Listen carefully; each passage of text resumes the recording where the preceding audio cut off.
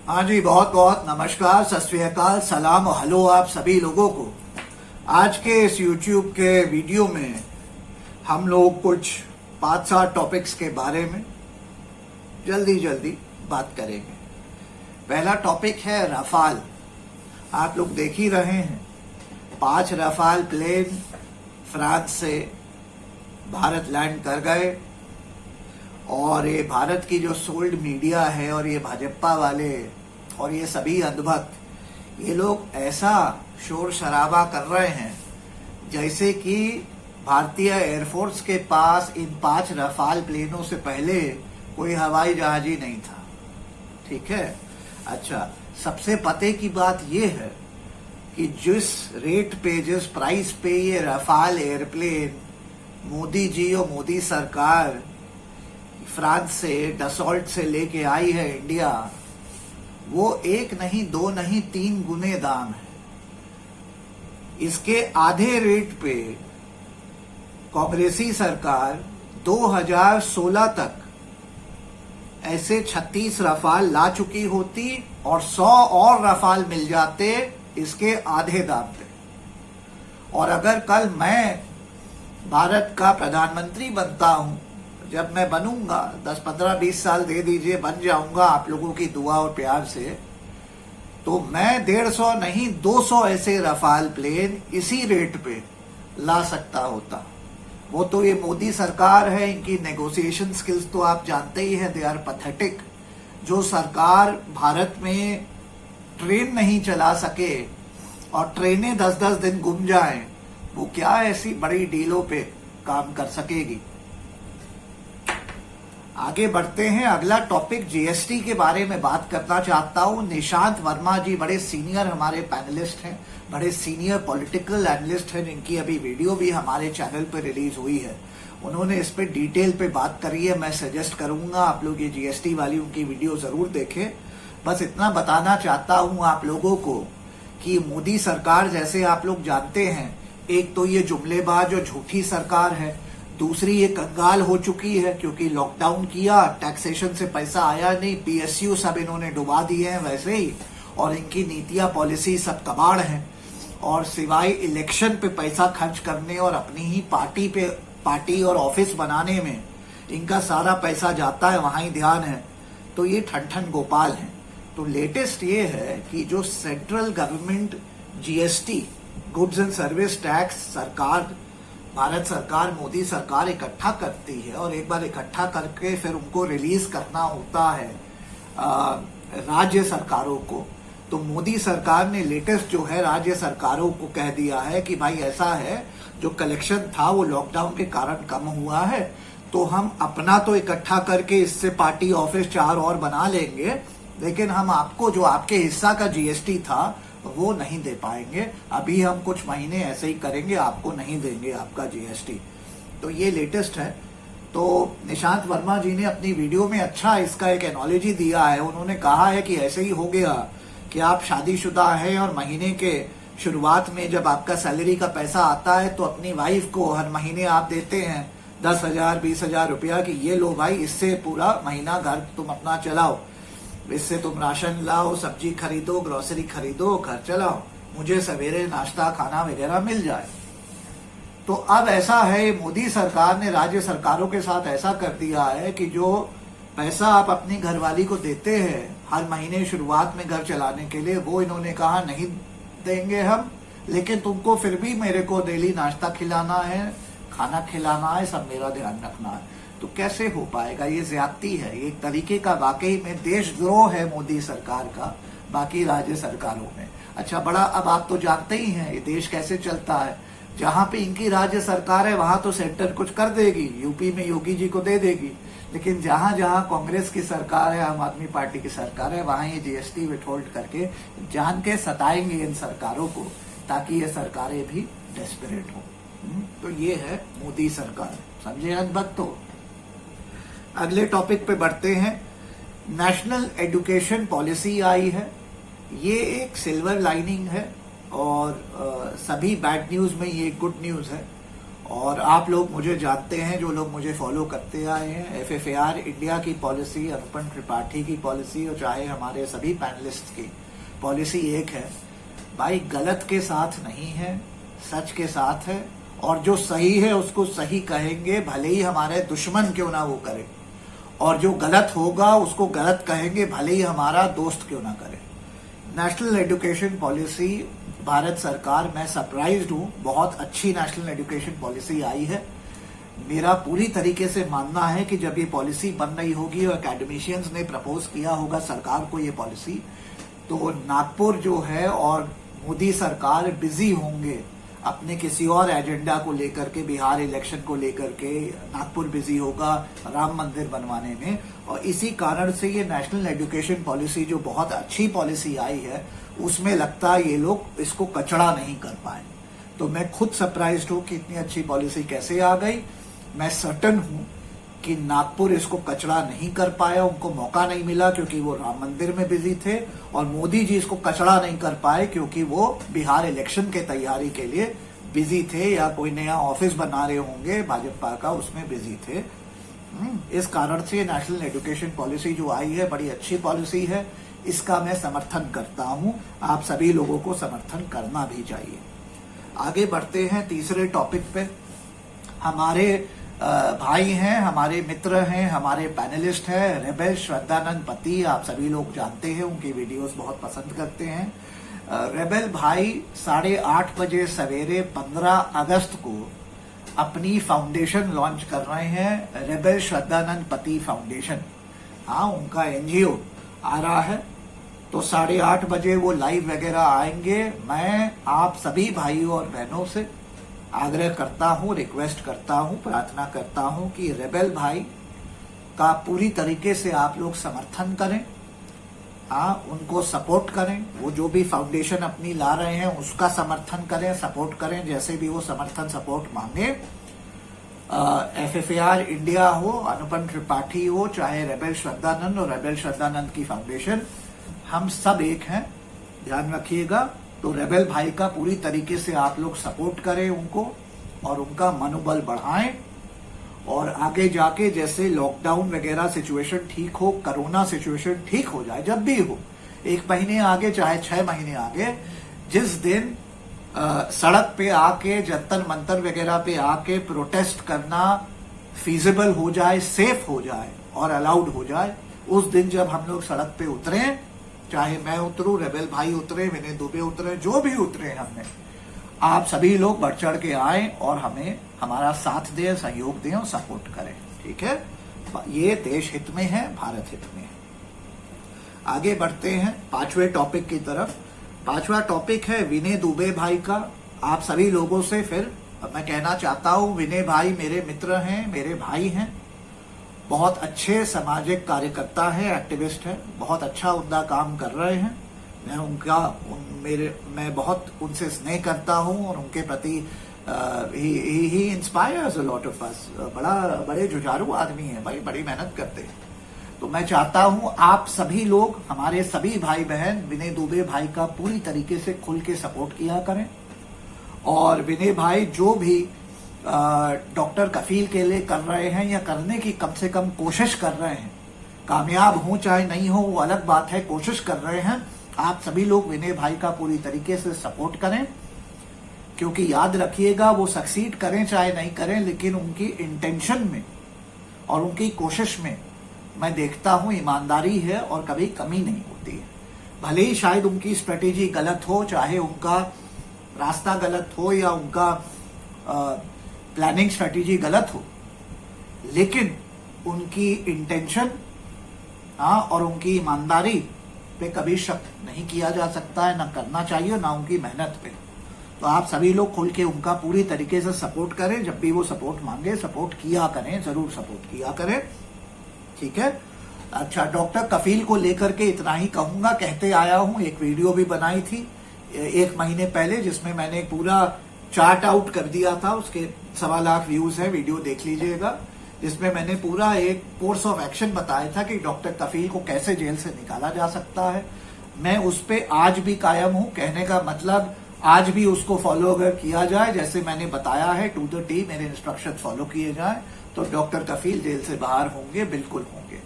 नहीं फॉलो किया जाएगा तो बस इतना ही कहना चाहता हूं। देखिए, दुआ, प्रार्थना और ब्लेसिंग्स, एक तो ये सब फ्री होते हैं, दूसरा दुआ, प्रार्थना, ब्लेसिंग्स आपको शायद अस्पताल से जान आपकी बचा सकती है, लेकिन जेल से आपको बाहर निकालने के लिए दुआ, प्रार्थना और ब्लेसिंग्स ये सलाखों से बाहर आपको निकालने में काम नहीं आती हैं। सलाखों से बाहर निकालने के लिए आपको काबिल वकीलों की टीम चाहिए, आपको टॉप और बेस्ट लॉयर्स चाहिए, और ये टॉप और बेस्ट लॉयर्स फ्री में नहीं आते हैं, इनके लिए बहुत खर्चा करना पड़ता है। मैं पहले ही बता चुका हूं, क्योंकि मैं देखिए स्ट्रेट फॉरवर्ड बात करता हूं, घुमा फिरा के बात नहीं करता। कुछ लोगों को ये बातें, क्योंकि उन्होंने इकोनॉमिक्स नहीं पढ़ी है, उनको समझ नहीं है, तो नाराज हो जाते हैं, तो होए, मुझे फर्क नहीं पड़ता। मैंने बता चुका हूं कि 20 लाख से 65 लाख तक का आराम से इसमें खर्चा आएगा, इतना खर्चा होने को तैयार होना चाहिए। और अगर डॉक्टर कफील की फैमिली मेरे से संपर्क करती है इस विषय में और चाहती है कि मेरी सर्विसेज इसमें मिले और उनको बाहर निकाला जाए, तो मैं जरूर मदद करूंगा।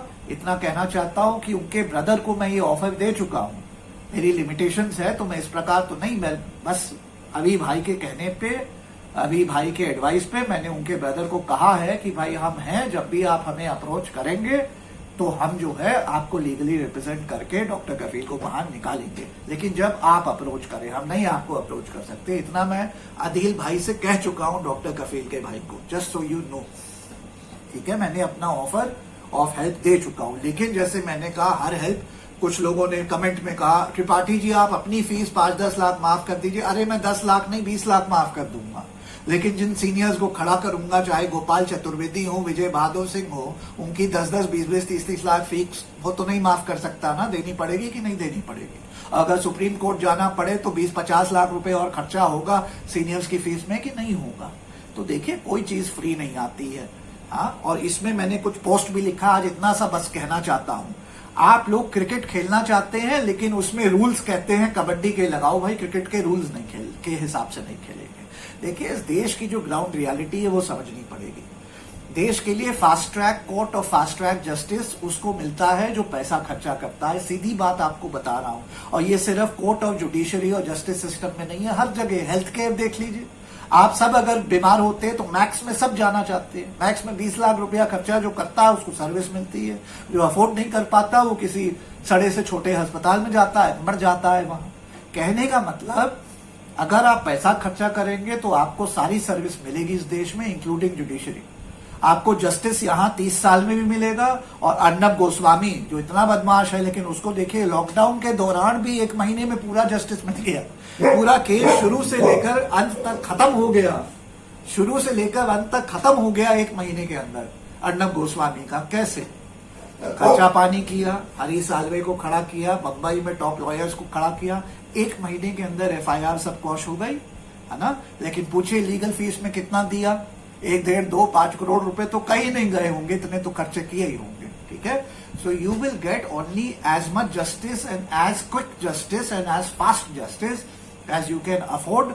अदरवाइज वही जस्टिस आपको 3 साल में मिल सकता है जो 1 महीने में मिल सकता है, वही जस्टिस आपको 30 साल में मिल सकता है। ये इस देश की रियलिटी है, सही नहीं है, इसी को हम लोग बदलने आए हैं। लेकिन जब तक हम बदल नहीं देते इसको, जब तक मैं प्रधानमंत्री नहीं बन जाता आप लोगों के प्यार मोहब्बत से, जब तक ये भाजपा वगैरह को उखाड़ के हम लोग बाहर नहीं फेंक देते, जब तक सिस्टम को नहीं ठीक कर देते, जिसमें 5, 10, 20 साल लग जाएगा, तब तक आपको you have to play by the rules. अगर क्रिकेट खेल रहे हैं तो कबड्डी के रूल्स नहीं लगा सकते। मेरी ये प्रैक्टिकल और सही करेक्ट बात अगर आपको पसंद नहीं आए, क्योंकि आपको पैसे की बात नहीं पसंद आती है, तो आप अपने घर जाइए और मेरी वीडियो नहीं देखिए, लेकिन यही सत्य है। आई केयर अबाउट डॉक्टर कफील निकलेंगे, लेकिन इस तरीके से, सिर्फ दुआ प्रार्थना से नहीं निकलेंगे। और ये है मेरी पोजीशन। अब विनय भाई इसमें क्या कर रहे हैं वो विनय भाई जाने, उसमें मेरे से कोई वो नहीं है। डॉक्टर कफील के परिवार अगर मेरे से संपर्क करता है तो मैं जरूर केस में इन्वॉल्व करूंगा, लेकिन इतना खर्चा आएगा। मेरा विनय भाई से इस मामले में, इस इशू पे कोई इंटरलिंक नहीं है, कोई नहीं है। विनय भाई अपना कुछ कर रहे हैं, मुझे नहीं पता सही भी कर रहे हैं कि गलत कर रहे हैं, लेकिन जैसे मैं रिपीट कर रहा हूं, उनकी इंटेंशन, उनकी मेहनत पे मैं शक नहीं करता हूं, ना आपको करना चाहिए कभी भी। तो जो लोग कुछ सवाल उन पे उठा रहे थे वो नहीं करिए। वो क्राउड फंडिंग भी अगर कर रहे हैं तो डॉक्टर कफील ही के लिए कर रहे हैं। अब उससे डॉक्टर कफील निकले कि ना निकले वो विनय भाई जाने, लेकिन उनकी ईमानदारी पे कभी आप लोग शक नहीं करिएगा, ठीक है। अच्छा, अब आप बढ़ते हैं अगले टॉपिक की तरफ। भाइयों, मैं अगला टॉपिक, आखिरी टॉपिक बस यही है, आप लोगों से कहना चाहता हूं कि FFAR इंडिया में हमारे जो 10 पैनलिस्ट हैं जिनकी वीडियोस आप लोग देखते हैं, मैं आशा करता हूं आपको पसंद आती होंगी। आपसे ये भी शेयर करना चाहता हूं कि जब जब हमारे कम्युनिटी टैब पे आप लोग देखते हैं कि हम आपसे पूछते हैं, हर 15 दिन 20 दिन 1 महीने में पूछते हैं कि आपका फेवरेट पैनलिस्ट कौन है, स्पीकर है जिसकी वीडियो आप देखते हो, आपको 5 चॉइस देते हैं। तो कभी कभी कुछ लोग आप लोग नाराज हो जाते हैं कि ऐसा सवाल नहीं किया करिए, हमारे लिए 5 बराबर है वगैरह वगैरह। तो पहली बात तो ये बताना चाहता हूं भाइयों कि हमारे 5 नहीं 10 पैनलिस्ट हैं। 5 की चॉइस सिर्फ इसलिए दिया जाता है क्योंकि कम्युनिटी टैब में 5 से ज्यादा चॉइस अलाउड ही नहीं है, पहला। दूसरा, हम कभी भी अपने पैनलिस्ट को कोई एक दूसरे से भिड़ा नहीं रहे होते, ये सब हमारे ही हैं। विनय भाई भी हमारे हैं, रेबेल भाई भी हमारे हैं, मैं स्वयं अनुपम त्रिपाठी भी FFAR इंडिया का हूं, सब हमारे लिए बराबर है। अभी भाई भी हमारे हैं, हम सब साथ हैं। लेकिन हम इसलिए पूछते हैं ताकि हमें आपसे पता चले आप किसकी ज्यादा वीडियो पसंद करते हैं, ताकि उनका कंटेंट हम थोड़ा और लाएं। किसका नहीं पसंद करते उसमें हम इम्प्रूवमेंट लाएं, बस इतनी सी बात है। ये एक फीडबैक होता है, ये सब लोग हमारे ही हैं। आप विनय भाई को 50% वोट देते हो, मैं अनुपम त्रिपाठी को 2% वोट देते हो, उससे मैं छोटा नहीं हो जाता। कुछ अनभक्त है, बड़े खुश होते हैं आपको 2% वोट मिले, हाँ हंसते हैं, मुझे भी हंसी आती। अरे भाई, जिसको 52% वोट दे रहे हो वो भी मेरे चैनल ही पे है, वो भी मेरा ही पैनलिस्ट है, मेरा ही मित्र है, मेरा छोटा भाई है विनय दुबे।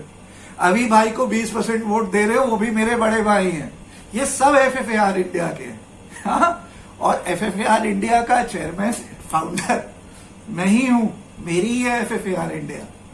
तो मुझे 2% वोट दो, अरे भाई मुझे 2% भी वोट ना दो, क्या फर्क पड़ता है, जिसको वोट दे रहे हो वो भी तो मेरा ही है, हाँ। तो ये फीडबैक के लिए हम करते हैं, आप लोग इसमें बुरा नहीं माना करें, मेरे लिए सब एक बराबर है। आप कल रफीक भाई को 50% वोट दो, उनकी वीडियो देखो, उनकी वीडियो को 1-1 लाख व्यूज मिले, 1-1 मिलियन व्यूज मिले, मैं यही चाहता हूं। सब मेरे बराबर है और सब हमारे अच्छे लोग हैं, हमारे भाई लोग हैं, ये ध्यान रखिएगा। एक चीज और कहना चाहता था, आजकल एक बड़े सीनियर, अरे बेटा बस कर, अरे रानी बस कर, रानी बस। रानी देखिए नाराज हो गई है, अब रानी नाराज हो गई है, रानी बस देख रहे हैं। चलिए भाइयों, रानी नाराज हो गई हैं तो इस वीडियो को अंत करते हैं। वैसे भी लास्ट टॉपिक था, बस इतना कहना चाहता हूं, ईशान भाई को, जो हमारा FFAR इंडिया का व्हाट्सएप नंबर है, पब्लिक नंबर 9899874982, नीचे लिख भी दूंगा, उस पे अपनी 3 मिनट तक की वीडियो भेज दीजिए। आप में से जो भी जिसको लगता है कि आप भी हमारे अन्य पैनलिस्ट की तरह अपनी बात रखना चाहते हैं और रखना ही नहीं चाहते, रख सकते हैं अच्छे से, और भारत के लिए और अच्छे देश हित विषयों पे कंटेंट बना सकते हैं और 10-10 मिनट की वीडियो बना सकते हैं, तो एक 3 मिनट की सैंपल वीडियो बना के हमें भेजें। हमें ऐसी वीडियोस मिलती रहती हैं, आप भी बना के भेजें। अगर हमें आपका काम पसंद आएगा, आपका अप्रोच पसंद आएगा, तो शायद कल हम आपको मौका दें ट्रायल बेसिस पे हमारे पैनल को ज्वाइन करने के लिए और FFAR इंडिया पे के YouTube चैनल पे अपनी बात रखने के लिए। तो अपनी वीडियो आप भेज सकते हैं, नंबर फ्लैश कर रहा है इस नंबर पे ईशान भाई को, और आपकी वीडियो रिव्यू करके अगर हमें पसंद आई तो ट्रायल बेसिस पे हमारे चैनल पे चलाई जाएगी। ये एक हम लोग मुहिम कर रहे हैं ताकि हमारी पैनल की जो आर्मी है, स्ट्रेंथ है, और बढ़े और आप लोगों को मौका मिले, क्योंकि आप ही तो हमारी स्ट्रेंथ है, हमारी फैमिली है। ठीक है, इसी के साथ इस वीडियो को समाप्त करता हूं।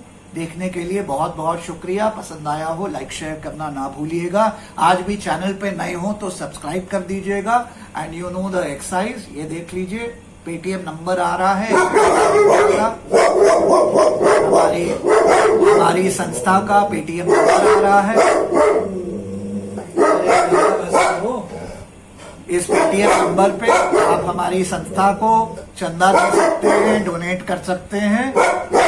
संस्था हमारी 100% चैरिटी है। जो भी डोनेशन आप देंगे हमारे चैरिटी की तरफ आएगी। जो भी देश हित में हम लोग अन्य काम करते हैं, कैंपेन चलाते हैं, हाँ, PILA डालते हैं, RTI डालते हैं, प्रोटेस्ट करते हैं, अवेयरनेस फैलाते हैं, वीडियो डालते हैं, कॉजेस के लिए संघर्ष करते हैं, उसके प्रति पैसा लगाया जाएगा। देश हित में आपका पैसा एक एक तारीख अच्छी जगह अच्छे काम के लिए लगेगा। मोदी जी की तरह नहीं, पीएम केयर फंड को भाजपा का 4 और नया ऑफिस बनाने के लिए लगाया जाएगा। ऐसा नहीं किया जाता है हमारे यहाँ। इसी के साथ इस वीडियो को समाप्त करता हूँ। जय हिंद और जय भारत।